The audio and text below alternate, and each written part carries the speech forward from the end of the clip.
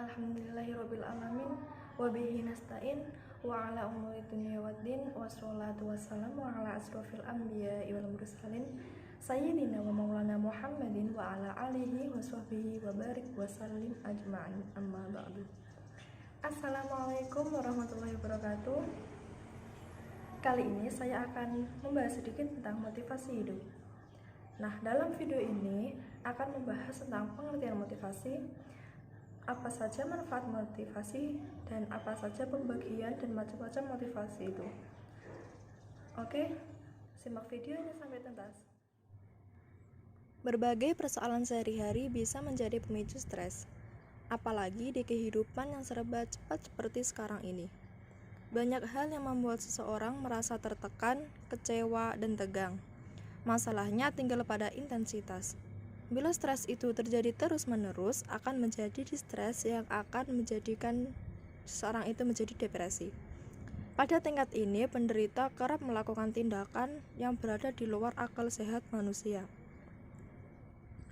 Nah, dalam Islam memberikan solusi untuk menghadapi tekanan hidup agar jiwa tetap tenang, yaitu dengan adanya motivasi yang sudah tergambarkan di dalam Al-Quran. Motivasi berasal dari kata motif yang artinya adalah dorongan. Sedangkan menurut istilah, motivasi adalah gejala psikologis dalam bentuk dorongan yang timbul pada diri seseorang secara sadar untuk melakukan suatu tindakan dengan tujuan tertentu. Dengan adanya motivasi ini, maka akan timbul hal-hal positif yang akan menjadikan perilaku manusia menjadi lebih produktif lagi. Dalam Al-Quran Surat Al-Baqarah ayat 216 yang berbunyi, A'udzubillahi minasyaitonirrajim. Bismillahirrahmanirrahim. Kutiba alaikumul qitalu wa huwa kurhul lakum wa asa an takrahu syai'an wa huwa khairul lakum wa asa an tuhibbu syai'an wa huwa syarrul lakum wallahu ya'lamu wa antum la ta'lamun. Shadaqallahul azim, yang berarti diwajibkan atas kamu berperang, padahal berperang itu adalah sesuatu yang kamu benci. Boleh jadi kamu membenci sesuatu, padahal ia amat baik bagimu. Dan boleh jadi pula kamu menyukai sesuatu, padahal ia amat buruk bagimu. Allah mengetahui, sedang kamu tidak mengetahui. Dari ayat tersebut dijelaskan bahwa hendaknya kita mengetahui hanya Allah yang mengetahui apa yang terbaik untuk hambanya. Maka jika suatu saat kamu terkena musibah, kamu harus percaya dan yakin jika semua yang menimpa kamu sekarang ini pasti ada hikmahnya. Janganlah sesekali berburuk sangka kepada Allah, jangan pernah mengeluh apalagi menyerah. Jadikanlah sesuatu yang kamu rasakan saat ini menjadi suatu pelajaran yang berharga untuk memperbaiki kehidupan di masa yang akan mendatang. Para ahli psikologi modern dalam bukunya Najati 2018 juga membagi dorongan-dorongan motivasi menjadi dua bagian. Yang pertama, ada dorongan-dorongan fisiologis atau yang sering ditandai dengan naluri. Kedua, ada dorongan-dorongan psikis dan spiritual, yaitu dorongan yang berhubungan dengan kebutuhan psikis dan spiritual manusia.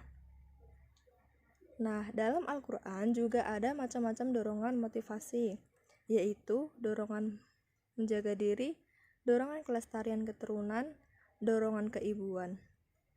Sedangkan beberapa dorongan psikis dan spiritual yang tergambarkan dalam Al-Quran ada dorongan memiliki, dorongan memusuhi, dorongan berkompetisi, dan dorongan beragama.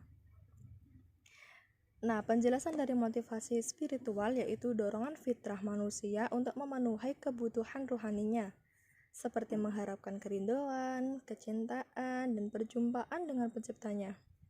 Beberapa dorongan jenis ini diantaranya adalah motivasi memelihara diri dari kemusyrikan dan motivasi memelihara diri dari kekufuran.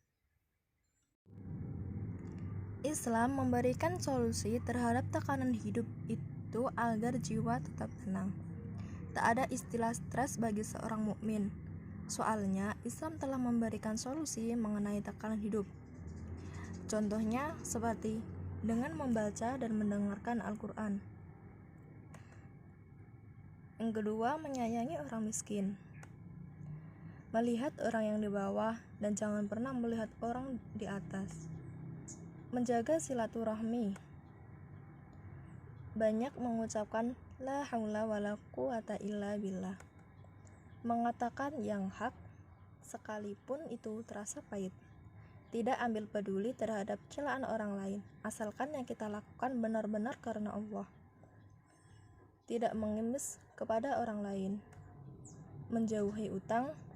Dan yang terakhir, selalu berpikir positif. Salah satu faktor yang membuat jiwa seseorang tidak tenang adalah karena selalu mengikuti penilaian orang terhadap dirinya.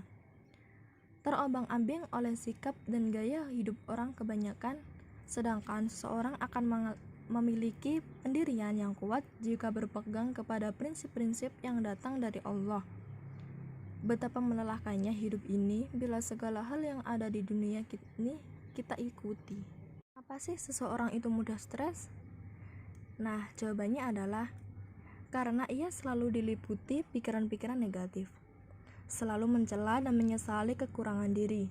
Padahal setiap kita diberikan oleh Allah berbagai kelebihan. Ubahlah pikiran negatif itu menjadi positif.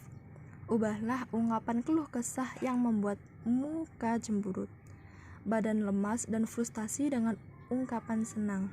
Ungkapan senang akan membuat ekspresi senyum dan jiwa menjadi semangat kembali. Bukankah di balik kesulitan dan kegagalan ada hikmah yang bisa jadi pelajaran? Dan bukankah di balik kesulitan ada kemudahan? Nah, dari penjelasan di video tersebut dapat disimpulkan bahwa dengan adanya motivasi, maka manusia akan mempunyai efek positif atau akan mempunyai hal-hal positif untuk mendapatkan tujuan tertentu. Dari efek positif tersebut, maka manusia akan mendapatkan ketenangan di dalam jiwa tersebut. Karena tidak mungkin jika seseorang itu mendapat efek positif, maka seseorang itu akan stres. Jadi, ketenangan jiwa yang positif akan melahirkan seseorang menjadi individu yang damai dan mendapatkan perilaku yang lebih produktif lagi. Sekian, jika ada salah kata mohon maaf. Wassalamualaikum warahmatullahi wabarakatuh.